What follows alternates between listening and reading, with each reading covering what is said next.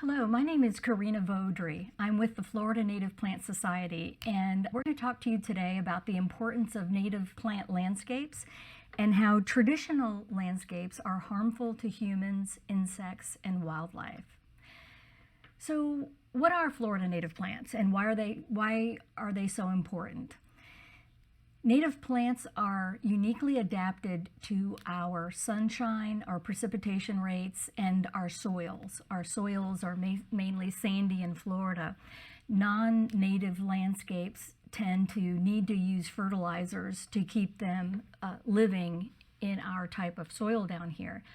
Well, fertilizers pollute our waterways, and a lot of landscaping, St. Augustine grass, for example, needs copious amounts of water when we're in a water crisis, and it also needs constant attention with insecticides to keep it healthy.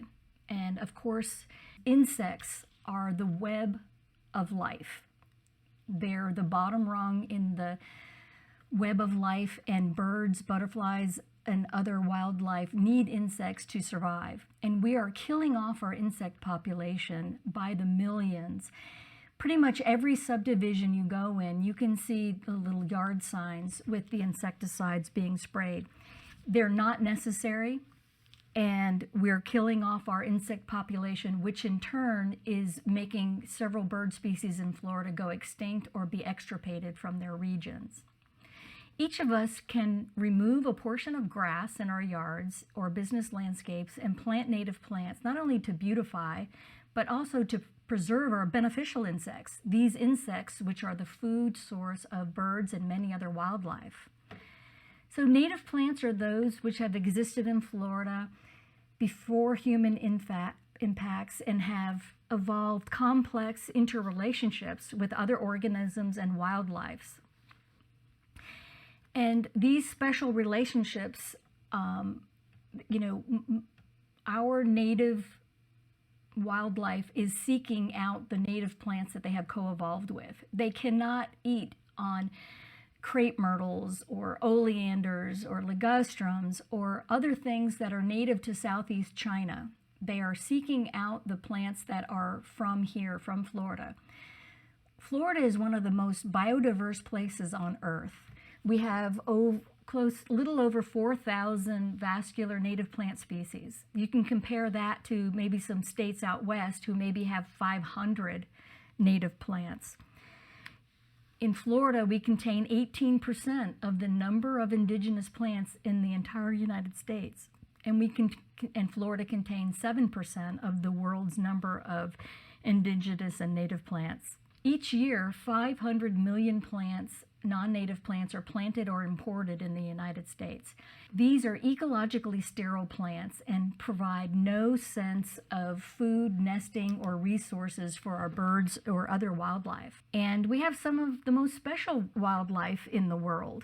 Endemic means native only to this geographical region. So in other words, Florida has 700 terrestrial vertebrates that are native only to Florida. We have 16 endemic fish, known only in the world to be living in Florida. All of these endemic species are looking for their native plants that they have a relationship with. We do native plant landscaping. It's kind of an up and coming, that there's a paradigm shift. We're kind of getting away from that line of hedges in front of the house and the St. Augustine grass for as far as the eye can see. And we're starting to look at landscaping and renovating our landscaping for Florida, for wildlife habitat. We can create habitat in our backyards. Doug Tallamy from the University of Delaware tells us that if every person in the United States carved out a little section for native plants, we can save most of the biodiversity in the United States and triple what we have in our national parks just by everybody contributing a little bit. I'm going to show you some images of our beautiful native Florida ecosystems. This is pine flatwoods. These are sand hills. Many of our ecosystems are dependent upon fire to regenerate, and a lot of the times with such large development happening in Florida, there's not a chance for them to have prescribed burns, and so a lot of our natural areas are going into succession. Many people have seen these images if you're hiking or along the roadsides, and what you don't know is in a typical flatwoods such as this one, it looks like the saw palmetto is obviously a primary species, but there's up to 300 to 500 ground cover species that live in this ecosystem. You just can't see them. They're underneath all of the saw palmetto. And these other ground cover, wildflower and ground cover species provide important habitat for wildlife. Some of the many other views. This is savanna right after a fire. It looks like the fire went through about 6 months to a year. And of course, we have some of the most diverse types of water in the world. We have everything from salt marshes to freshwater marshes, scrub, outlying wetland areas, different types of wetlands, streams, rivers, spring-fed rivers. So with our diversity comes diverse wildlife, diverse plantings, again, that the wildlife depends on. So the wildlife that is in our natural areas is no different a lot of the times than the wildlife that try to survive in our developed areas. And nobody is looking out for this wildlife. Nobody is looking out for the birds. Nobody is looking out for the dragonflies and the butterflies. There are not any laws on the books that protect them for their habitat. Years ago, the sandusky sparrow went extinct, and its habitat range was along the coastline in Brevard and Indian River counties. We developed so much, we didn't even think about saving even a piece of the habitat for this bird, and it went extinct several decades ago. Many of our bird species are going the same way today.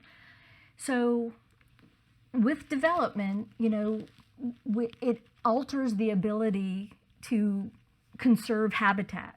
It's our ecosystems are fragmented. The movement patterns are not there. You know, animals cannot hopscotch through our urban areas because we don't incorporate little conservation areas within our large urban centers.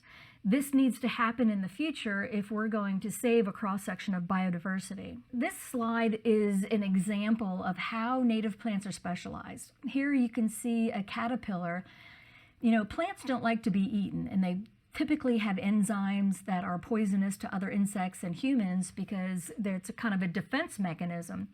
But this caterpillar and native insects that have relationships with native trees and native shrubs, they develop coping mechanisms to the plant's defense mechanism. So they can digest the nutrients without the poisonous enzymes, and they have a relation, it's called a specialized relationship.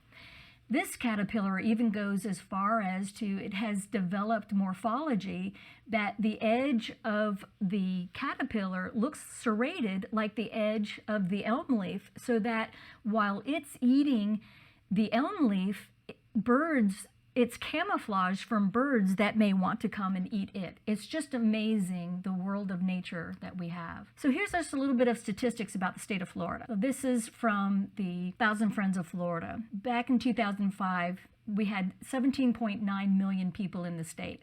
By 2060, with our current development trends, we are expected to have 35.8 million people in our state with unchecked development. Currently, our population is 21.5 million people. So this is a map that they put together. The red is developed areas. The yellow is farmland or not yet developed, but there are development rights that can happen in the future. The green is conservation. So this is 2005. Here's what we're going to look like in 2020. Huge difference. You can see what development is going to happen. Here's a close-up view of Central Florida. Here's what it's going to look like. If we don't start to mandate that cities and counties provide a minimum percentage of 65 to 75% native plants on every project that gets built, we're going to lose a lot of our wildlife. It's up to us to ensure that native plants are planted and that wildlife can continue into the future. It's up to us. Cities and counties are more and more doing their job as well, mandating that required landscape plans have a minimum percentage of native plants so that landscape architects don't just plant Florida-friendly plants that may or may not have, any native plants at all. Cities and counties are starting to recognize that native plants are inherently needed if we're going to have any type of wildlife birds in the future. So here's the two maps side by side. So wildlife, whether it's in your conservation area or in your subdivision, it requires habitat. So if we can convert some of our yard to habitat with some native plants, specifically maybe some herbaceous wildflowers that attract insects that feed the birds, or shrubs that produce berries, trees that produce nuts. Regardless of where the wildlife occur, they need food from native plants, they need water, and they need cover, some thick shrubbery where they can hide from predators. So we need to look at providing the entire equation of habitat in our urban areas and our backyards. And in a lot of instances, we need to start tailoring what we plant to specific species, mainly the species that are rapidly going extinct in our areas. So overall, it's not enough just to focus on the beauty of plants alone. For many years, since the inception of lawns in the 17 and 1800s, we've looked at plants, to beautify just for, the human eye. But now we need to focus on also putting in native plants that will not only look beautiful, but help our wildlife exist. So we need to consider how the seasons affect habitat needs and what type of species are here. We have a lot of migratory songbirds in Florida. They fly from Central America all the way over the Gulf of Mexico, and they land near the Tampa Bay estuary. And if they don't get food and rest immediately, they basically die. They perish. So it's really important. A lot of these songbirds come up into Central Florida. Some of the banded birds have been known to come not only to the same area of the forest, but some of the same trees from year to year. We know this from biologists and their research. So when they fly back one year and 3,000 acres of their forest where they go on their migratory path has been bulldozed, and we now have subdivisions and commercial offices and banks and stuff, we at least need to put back some of the native plants that they're looking for food, or they literally will die along their migratory route. So we need to design our landscapes as habitats. We need to design in layers, ground covers, low shrubs, and then tall shrubs, and then understory trees, and then canopy trees. That layering effect is basically mimicking what wildlife has in nature. I just love this photo by Christina Evans. I mean, this little warbler, this little delicate creature, is now depending on us for its livelihood, its food and habitat, where it used to be able to roam like the bears in Florida. It used to roam all over. Now they're just fragmented, and we need to be able to take care of them. So again, we need to develop a canopy, a subcanopy, and understory layers in our personal home and business landscapes. So what is food? What is this native plant food? For many birds and wildlife, it's the berries that the native plants produce. Sure, we can put up artificial bird feeders and bird seed, but really the birds, for their optimal nutrients and for their health and what they're really used to, is native plants or native insects that are attracted to those native plants. So we can help them along with bird feeders, but really our native plant approach, provides the food in the landscape and beautifies our environment. It's the insects. It's the fruit, it's the berries, but it's the insects. And again, what's the norm? You hear these big box store advertisements every spring. It's that time of the year again. Come and get this chemical, come and get this insecticide, come and get this toxic thing, and let's kill off these little weeds in our lawn, and let's kill off these bugs. Well, those broadcast approaches are literally killing our birds and wildlife. Plants can provide food directly to birds through their fruits, through the seeds and their capsules, through nuts, and through nectar. But most importantly, it's the insects that are attracted to the native plants that feed most of our wildlife. One example is the summer haw, Crataegus flava. You can get it at any native plant nursery. The summer haw and the little hip haw, they have the berries. They're so small that the little migratory birds can swallow them whole. Birds don't have the ability to chew, so we really have to provide berries that are small enough for them to eat. And again, a staple of wildlife is live oaks, sand live oaks, Chapman oaks. Most importantly, the scrub oaks like myrtle oaks and other types of oaks. These acorns are literally a lifeline. And the small scrub oaks, not the typical live oaks that you see everywhere, but the small sculpturesque oaks, they're absolutely beautiful small tree. Very sculpturesque in the branching. They only get to be about 20 to 28 feet tall, so perfectly suited for a front yard, and they provide acorns all year long. And again, you can plant for seasons. This is a holly tree with red berries in the wintertime. They look beautiful for us, but again, it's an important berry for the wintertime for birds. Elderberry, it's a very fast-growing tree. It has, the bloom is a wispy white compound inflorescence, and the berries. A lot of people make jam or wine out of them, but it's also a favorite of birds.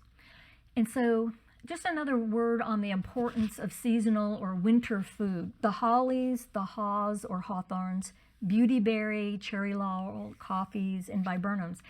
This is basically the food source for birds, these species right here that are listed on this slide. Without this winter food, literally birds would perish because the springtime plants have already bloomed, seeded, had berries, and they're dropped, and they're kind of going dormant in the wintertime. So these winter berries are extremely important. Beautyberry, the sheer quantity that beautyberry produces is amazing.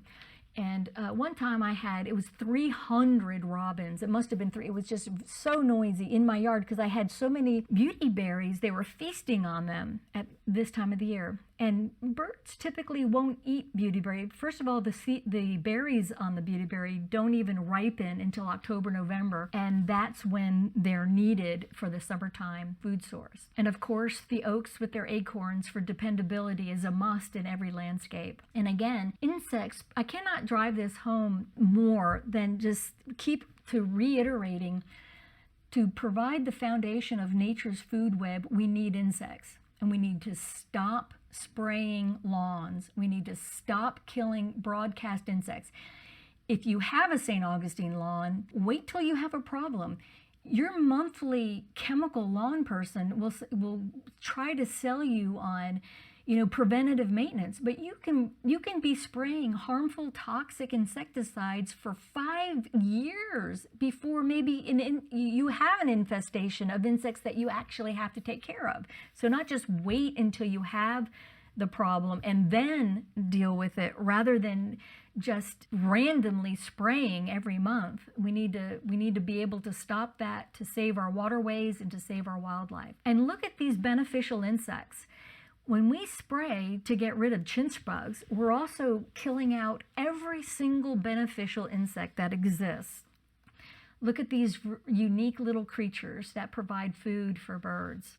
Again, they're the foundation of the web of life, and they're some of our most important pollinators. There's so many different types of insects, so many incredible, beautiful, from the little tiny microscopic to the larger insects that we don't even get to know in Florida because we don't see them very often. They're under foliage. Unless you're in your backyard with native plants, you don't even get a chance to see these beautiful array of insects and butterflies and other pollinators. We have beetles in Florida. They're an important pollinator that are very overlooked. They're very susceptible to insecticides. So when we kill off these populations, we're also killing off a section of nature that can exist in our backyards. So providing water is very significant. Birds need water. Every organism needs water to survive. It needs to be fresh water and clean water. However you provide that, it's good to have an aerating water. If it's not aerating, change it, at least every 3 to 7 days. Providing cover for birds to be able to hide from their predators. Hawks need to eat too, but We just need to mimic their natural habitat. Now here's a section of a landscape in a subdivision that has carved out a section of their lawn, and they have removed it. You can either put 3 layers of cardboard down for a couple of months in the summertime, which will kill off the grass, and then you can start your planting. Or you can shovel out the turf. But this is a beautiful array of some herbaceous wildflowers, some small little shrubs, and this will provide many hours of insect and bird viewing. As soon as you plant native plants, they will come. Your bird viewing, butterfly viewing, and insect viewing will increase tenfold. Look at these little dragonflies. Dragonflies they actually eat other insects. They're carnivorous, but there's so many different designs and varieties. They're just amazing to be able to watch in a native plant. Box turtles, typically their whole populations get crushed during development. If you have any kind of a size of a backyard, you can have a home for a little turtle as well. When they're born, they never range more than 500 to 1,000 feet from where they're born. There was a yard down in South Florida. They only had 1 acre, yet an adult fox was able to live on that native plant habitat of only 1 acre for about 7 years. So it doesn't take much. And here's some other interesting species. Of course, we have hummingbirds. If you plant firebush or salvia, as pictured here, you can get hummingbirds in your yard. Many different species of birds. And so now I'm going to talk a little bit about traditional landscapes and how they are harmful to us as humans and to our environment and to our wildlife and birds and insects. Traditional landscaping and maintenance, they need fertilizer. If you're going to plant something from China like crepe myrtles or ligustrums or loropetalum, or the list goes on of these plant materials that are available everywhere but provide zero ecological value, they have to have fertilizer to survive because they're not native to the sandy soils of Florida. So this is the St. Johns River. Algal blooms are now commonplace in Florida, unfortunately. And now we even have red tide, and it's all associated with nitrates and fertilizers in our waters. We have got to learn just to stop using fertilizers. We shouldn't be using fertilizer in the summertime during the growing season at all, but people still are doing it. So this is a larger view of the St. Johns River. You can see the damage. It takes the oxygen out of the water. You can see how thick it is, and you can see how it would affect aquatic ecosystems. Take a look at this. This was taken by somebody with DEP. This is the Caloosahatchee River, and I will tell you that nothing lives in this. The water is so full of nitrates and fertilizers, just like a thick soup. And again, our freshwater springs. This is Levy Blue Springs before and after a couple of decades of pollution by fertilizers and other nitrates. We also overuse herbicides. Pennywort is a native plant. It comes up in St. Augustine grass, and people automatically run out and buy herbicides and spray it to get rid of it. That's typical of a St. Augustine lawn that's overwatered. If you stop watering it so much, this plant actually goes away. It's a wetland plant. But it always amazes me. I mean, if you came out and said, oh, look at this plant, it has a round undulating leaf. Why is this plant not celebrated? Why are we killing it? Because it interferes with the monoculture of a lawn. We have got to get away from monocultures of lawns. Now, insecticides. Every time there are insecticides on the market, how do they advertise them? They say, oh, it's perfectly safe. You can put it in a glass of water. It's safe for your dogs. It's safe for your kids. Well, there are 24 insecticides in the United States that have been advertised as perfectly safe and then years later taken off the shelves because they are proven to be carcinogens and people getting cancer from them. So it's just a matter of time. Currently, there are trace elements of 32 different insecticides in the Florida drinking water. We've got to cut down. So this sign, the skull and crossbones, typically This is the graphic that is traditionally used to warn of danger of a toxin or a poison. This is what should be put in the front yards. Here's what the chemical yard companies have lobbied the Florida legislature to allow them, instead of the traditional skull and crossbones, to warn people of toxic substances. We have cute little puppies and turtles and ducks. This sign is supposed to communicate to you there are toxic substances that have just been sprayed, and if you walk on it with your bare feet, or your dog walks on it with his paws, or kids walk on it, you are susceptible to getting cancer, and you are getting toxins are being absorbed through your skin. It's a travesty. Now, if you saw this, the skull and crossbones, would this not give you a different impression than this? We have normalized putting toxic substances in our environments. And here's all the beneficial insects that we are killing off in the process. And everything you're looking at here is food for birds.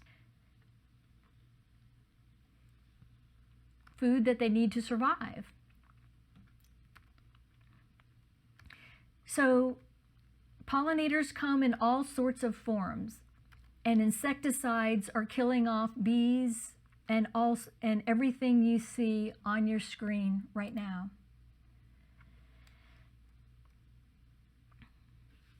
This is the dayflower. It's a native wildflower. It likes a little bit of dappled shade, and it closes up its blooms every night, but it's a beautiful, vibrant blue color, and bees and other pollinators absolutely love it. Garbaria is a dry soil plant, and take a look at this insect. Look how beautiful and unique they are. We need to be celebrating insects and not killing them off. Here's a variety of little insects that occur in Florida. The one on the bottom right, the little blue fly, is one of my favorites. Just amazing colors. And again, all of these insects, some of them live and some of them provide food for these little warblers. And these are the little creatures that you and I have to look out for. And you and I are responsible, because local governments, city and county governments are not responsible for them. Developers are not taking responsibility.